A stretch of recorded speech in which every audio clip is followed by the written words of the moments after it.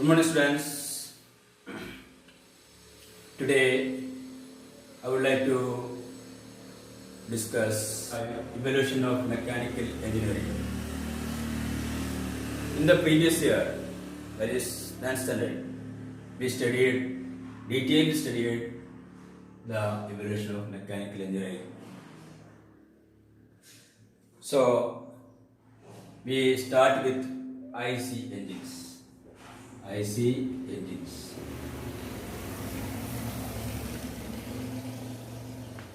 That is internal combustion engines. An internal combustion engine is a machine that converts the heat energy released by burning of fuel into mechanical energy. In this engine, fuel is burned in a combustion chamber known as cylinder, where the chemical energy of fuel is converted into heat, which is further converted into mechanical energy with the help of a piston and crank mechanism. അതായത് internal combustion engine എന്ന് പറയുന്നത് പേര് പോലെ തന്നെ ഒരു ചേമ്പറിനുള്ളിൽ combustion ചേമ്പറിനുള്ളിൽ fuel burn ചെയ്ത് ആ fuel means petrol diesel etcetera fuel petrol diesel kerosene etcetera അതിന്റെ chemical energy firstly heat energy ആയിട്ട് കൺവേർട്ട് ചെയ്യുന്നു. ആ ഹീറ്റ് എനർജി പിസ്റ്റണും ക്രാങ്ക് മെക്കാനിസം ഒക്കെ യൂസ് ചെയ്തിട്ട് അതിനെ മെക്കാനിക്കൽ എനർജി ആയിട്ട് മാറ്റുന്നു. Fuel, firstly, fuel energy, chemical of fuel. Chemical energy of fuel is chemical energy into heat energy,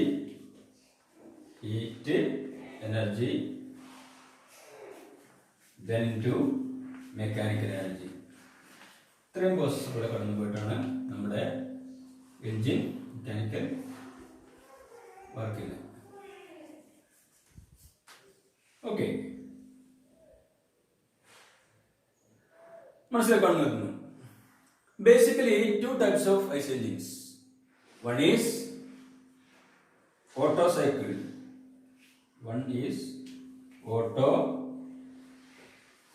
engine. Other is diesel cycle engine. Second one is diesel cycle engine. There are basically two types of internal combustion engines. One is Otto cycle engine. Second one is diesel cycle engine.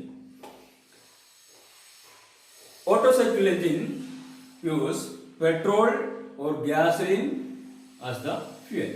Auto cycle എഞ്ചിനിൽ പെട്രോളോ അല്ലെങ്കിൽ ഗ്യാസോലിനാണ് ഫ്യൂവലായിട്ട് ഉപയോഗിക്കുന്നത്. And commonly used in light automobiles, light duty automobiles and aeroplanes. അതായത് light വാഹനങ്ങളിലാണ് കൂടുതലായിട്ട് auto cycle engine ഉപയോഗിച്ച് work ചെയ്യുന്നത്. ഇതിനെ നമ്മൾ commonly this termed as petrol engines. ഇത് നമ്മൾ സാധാരണയായിട്ട് പെട്രോൾ എഞ്ചിൻ എന്ന് പറയും. അതിൽ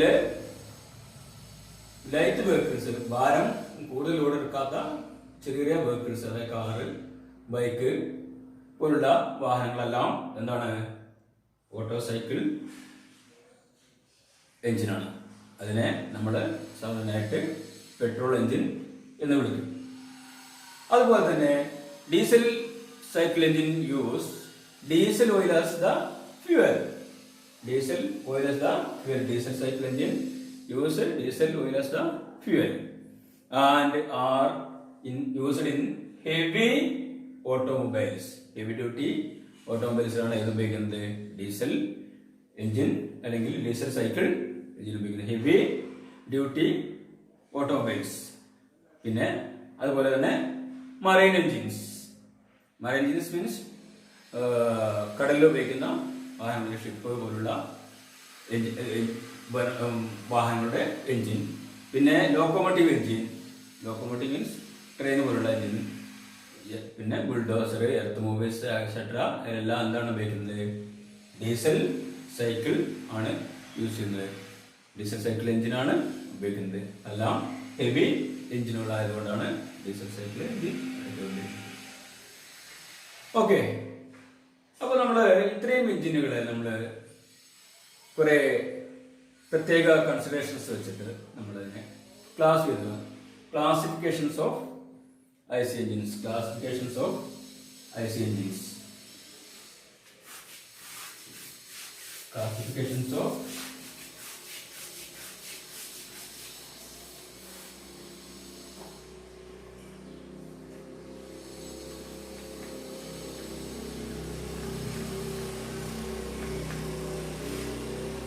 classifications of IC engines. എങ്ങനെയെല്ലാം ക്ലാസിഫിക്കേഷൻ ചെയ്തിരിക്കുന്നു നമ്മുടെ? IC engines are classified in different ways or by different considerations. First one, according to the number of strokes per cycle. According to the number of strokes per cycle. 4-stroke engine, 2-stroke engine. 4-stroke engine, 2-stroke engine.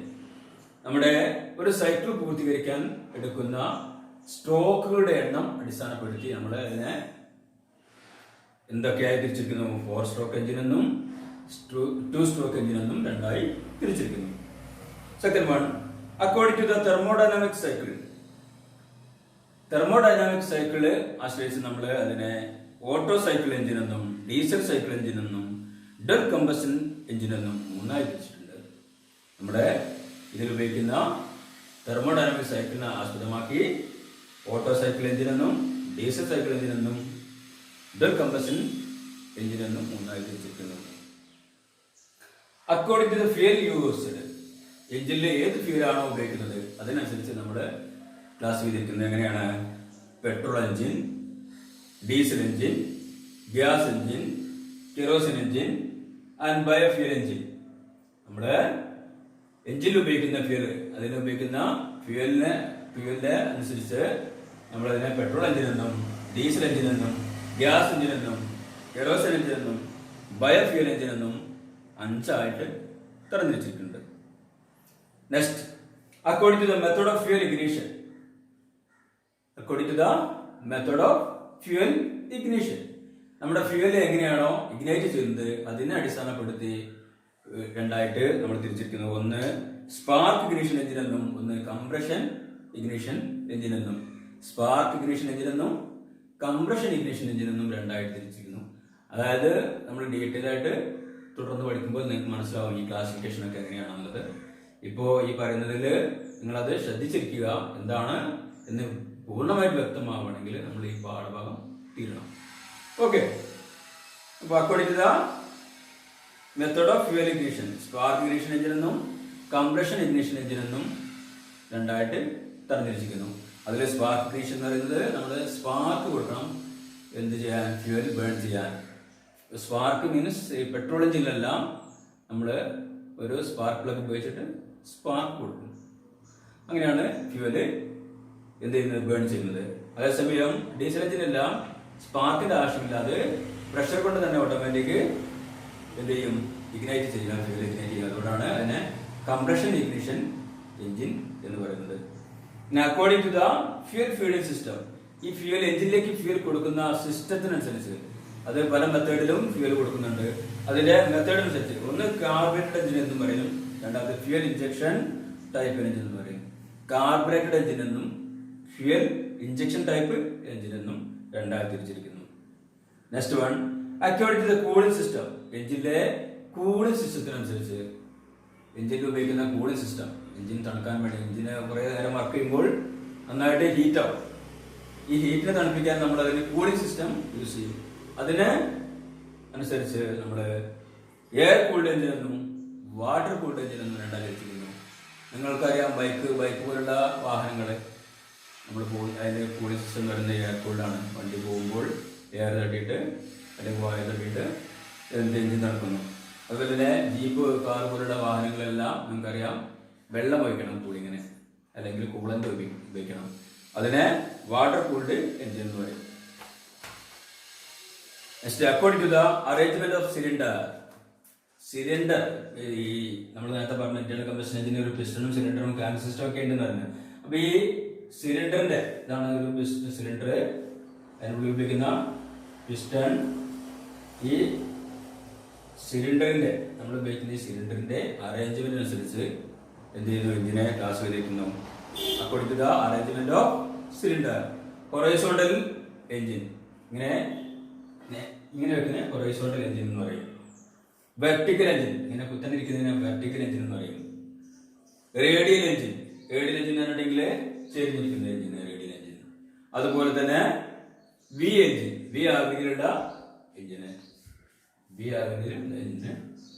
എന്ത് പറയുന്നു, V engine.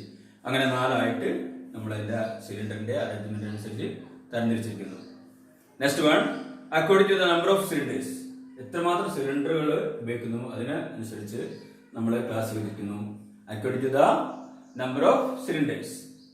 First one single cylinder engine. ഒരു cylinder മാത്രം ഉപയോഗിക്കുന്ന എഞ്ചിനെ single cylinder engine എന്ന് പറയും. ഒറ്റ cylinder മാത്രമേ അത്, ഒരു സിലിണ്ടറും ഒരു പിസ്റ്റണും മാത്രമേ ഉണ്ടാകുന്ന എഞ്ചിനാണ് സിംഗിൾ സിലിണ്ടർ എഞ്ചിൻ എന്ന് പറയുന്നത്. അതൊരു ബൈക്ക് അതിന് ഉദാഹരണം. ബൈക്കില് നമ്മൾ ഒരു സിംഗിൾ സിലിണ്ടർ, സാധാരണ ബൈക്കിലെല്ലാം സിംഗിൾ സിലിണ്ടർ ആണ്. പിന്നെ 2 എഞ്ചിനുള്ള ബൈക്കുകളൊക്കെ ഉണ്ട്. നമ്മള് സാധാരണ പൊതുവെ കാണുന്ന ബൈക്ക്, ബുള്ളറ്റിലൊക്കെ ചില ബുള്ളറ്റിലൊക്കെ 2 എഞ്ചിൻ, നിങ്ങൾക്ക് കാണാം. അതിന്റെ ഇവിയ ആകൃതിയിൽ അതിന്റെ എഞ്ചിൻ ഇരിക്കുന്നതിൽ 2 സിലിണ്ടർ ഒക്കെ ഉണ്ടാവാം.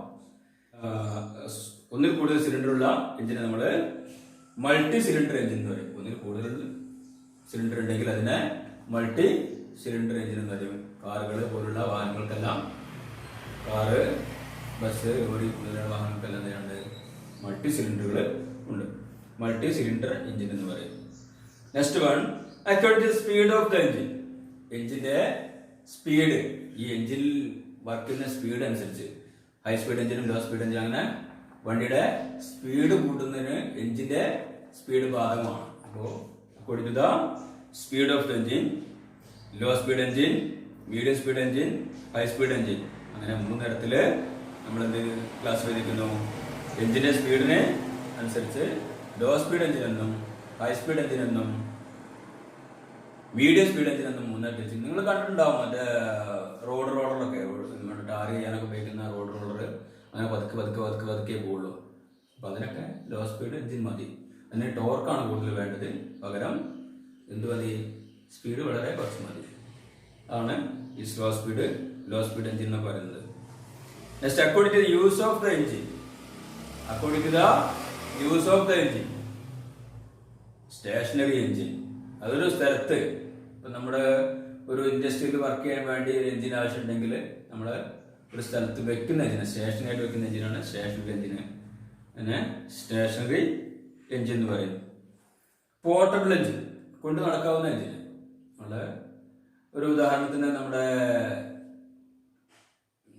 കിറോസിൻ പമ്പിലൊക്കെ കിറോസിൻ വാട്ടർ പമ്പ് കണ്ടിട്ടുണ്ടാവുമല്ലോ, അതിലൊക്കെ എന്തുണ്ട്, എഞ്ചിനുണ്ട്. അപ്പോൾ അതിങ്ങനെ കൊണ്ടു നടക്കാവുന്ന തരം എഞ്ചിനാണ്. That is portable engine. Automobile engine, വാഹനങ്ങളിലെല്ലാം എഞ്ചിനെല്ലാം ഓട്ടോമൊബൈൽ എഞ്ചിൻ. മറൈൻ എഞ്ചിൻ, ഷിപ്പിലൊക്കെ ഉപയോഗിക്കുന്ന എഞ്ചിന് മറൈൻ എഞ്ചിൻ എന്ന് പറയുന്നു. അങ്ങനെ എന്തായിട്ട് എഞ്ചിന്റെ ഉപയോഗത്തെ അടിസ്ഥാനപ്പെടുത്തി stationary engine, portable engine, automobile engine, marine engine ഇങ്ങനെ 4 ആയിട്ട് തിരിച്ചിരിക്കുന്നു. ഇതോടെ നമ്മുടെ ഇന്റേണൽ കമ്പഷൻ എഞ്ചിന്റെ ക്ലാസിഫിക്കേഷൻ അവസാനിച്ചു.